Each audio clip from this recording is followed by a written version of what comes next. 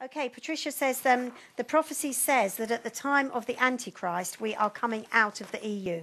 And that was the prophecy from Dr. Dankerin of Jesus Calls Ministry. Okay, thanks for that, Patricia. Maybe Ukip is going to win the election and then get us out of the EU. Then the Antichrist will show up in Europe. I don't know. I was just thinking of something else, actually. I've got a book here. I'm dwelling on this perhaps a bit. That this is. What's the title of the book? The book, it's an old one, actually. Earthquake in the City. Okay. By Paul Snellit, sorry, Clifford Denton and Paul Snellit. And this was written in the late 80s. And I'll just read this little bit. In regard to Europe, come out of her, my dear children, for she will align herself with the beast and the false prophet, who will arise and appear for just a short time. My children, take heart, for I am with you always. Do not give up, but pray without ceasing, and see the salvation of your God. The Daily Telegraph, covers the story of 36,000 face losing place at university because of £9,000 fees. Yeah. But at the bottom here, this is the one I'm really interested in. It's a heat wave to stay with chance of 79 degrees Fahrenheit today. Wow. But a heavy one. It's a sedentary job doubles bowel cancer risk. Listen, millions of frustrated office workers have long grumbled that the grueling hours of their desk job are killing them. Scientists have now indicated that their fears are not mere melodrama. A study claims that having a desk job makes you more prone to bowel cancer. Researchers say workers who spend more than a decade sitting behind a desk are twice as likely to suffer the disease. Even trips to the gym will not save them, claims the study, as office staff who took regular exercise were still found to be at increased risk. Wow. So what's the answer? Well, you'll get a job that's not to do with desk. But if everybody does that, desks left. Okay. Welcome back to our mornings on the 20th of April on a Wednesday. Yemi and I are joined by one of our Revelation TV viewers, Mark Taylor.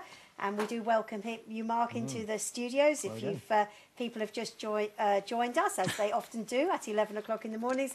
Just want to say that Mark responded to a suggestion. In fact, Mark made the suggestion, and some others of you have been responding of let's have Viewer Wednesday. So on a Wednesday, we will invite a viewer each Wednesday to come and join us on our mornings. If you would like to be considered, then please do email me, Lesley, Lesley, at revelationtv.com, and we'll offer you a choice of dates. So please do come, get involved in the programme, and there's no need to be nervous, is there, Mark? It's very easy, isn't it? It's lovely, it's fabulous, it's terrifying. They're lovely people there. But we have one or two Christian organisations, one of which is called Christian Soldiers Ukip, and they've put this in, which I'm quite interested in. Baroness Ashton, the EU High Commissioner for Foreign Affairs and British representative at the High Table in Brussels, has now declared that it is not politically correct to use the word Christian.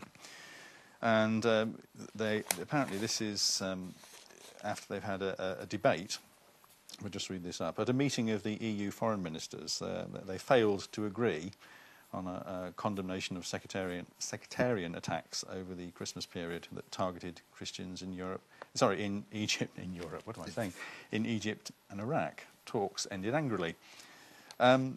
I just think this is rather silly, that this lady, it's another example, I'm inevitably going to say this as a UKIP candidate, of the silliness of the EU discussing whether it's right to use the word Christian or not. Why are they debating this?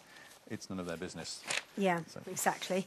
And I agree. Why are they debating it? Because it is none of their business. It's none of their business. And at the end of the day, a lot of these guys, they try to sweep things like the bombing in Iraq, in Egypt, under the carpet. Last week or so, or 2 weeks ago, a Christian was killed in Gaza by a militant. That story didn't even make headlines, did it? Thank you. That's right. Yeah, we heard it through sort of our internet connections. Because if it comes out, it will harm the Hamas group they're trying to support. That is where the problem is. And that's why Christians need to actually voice their opinions, make sure that these stories don't go away. They are constantly, in their faces so that they do something about it. But the Muslims won't sit back and allow things like that to just go through. And that's where we need to wake up. And I hope that the Christian soldiers and the UKIP will rise up and do something positive. Yes. and actually, I have to say that some of the Muslims I know, I don't know many, I have to admit, I find them lovely, moderate people, actually. And if I could go on to the next item, if that's okay, we are looking forward to a royal wedding. aren't we? We are indeed. Just We've over a got week's time. wedding fever. And yet, we have this, the Muslim fanatics are going to burn effigies of the royal couple. Well, Yes, why? I heard about that on the news this morning. I mean, what have the royal couple done to them in Well- order for them to do that? On this occasion, the police stepped in and said, no, we don't want it. But they should have been doing this all along. It's because they sat back. That's what emboldened them to now think, well, we can just do it anytime we want. No, you cannot do it anytime you want. It's a sensible country. Majority want fun on that. They want the whole thing to go well. Well, that's the whole thing. I mean, you know, the country is sort of all getting caught up in it. And great. I mean, you know, there's a lot of street parties going on, and that's great. You know, unity within streets. I mean, we're actually saying now, you know, do you even know who your next door neighbour is? And especially around London. I don't know if things are a bit different in Coventry, but so many people in London, they don't even know who their neighbour is. And it's times like this where people can really start to relate to each other, get to know each other. You know, look out for the elderly in your street. Look out for the disabled in your street. And people want to have a good time. They're really sort of taking ownership of it. Yes, of course, there's a royal wedding and the big TV screens will be on, but people are celebrating and people are rejoicing and they're going to have a fun day.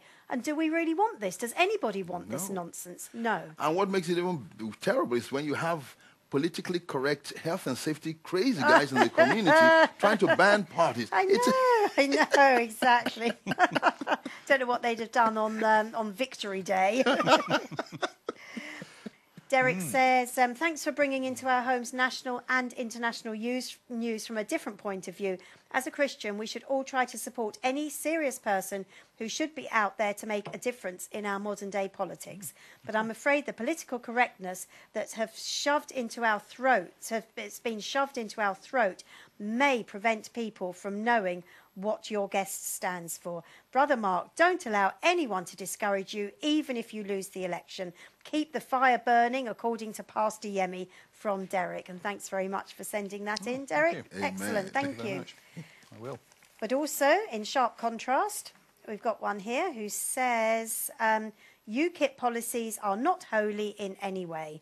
My question is, if your UKIP visitor, Mr. Taylor, agrees with 60% plus of the UKIP's policies, does he feel as a Christian that he is within good company at UKIP? Would Jesus join UKIP? Wow, we could have a whole programme, couldn't we? Can I answer that? Can I answer that one? Yes, just briefly? please do. UKIP is not a Christian party. Fact. No, what he's saying is, as a Christian, Yes. do you really feel that you can be aligning yourself to the policies of UKIP? I would think that anybody who is part of a political party, if they were honest, would actually say they would not totally agree with 100% of every policy in every party. And I am comfortable with most policies within what's being presented at the moment. There is room for change, there's room for improvement, most definitely.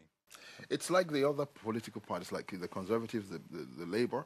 You have Christians within those organizations, but not every policy is favourable to the Exactly. Christian. But what we're saying is, get in there, do something, get in as start an to agent make of a change. difference, So of don't just course. sit back. I don't agree with all the policies. Well, I sit out. So no. I won't do anything. I Then won't try to make changes. That's Exactly. right. And they'll Politics bring- is imperfect. Yeah, they bring policies that really will be totally against you, and you'll be sitting there whinging all the years to come. Get in there and present something positive. Wilberforce got in Parliament and said, listen, this thing's got to change. Sure. And that's the way to do it. You don't sit back and just complain, oh, we want to end slavery, we want to end this. No, get connected. Yeah, do something.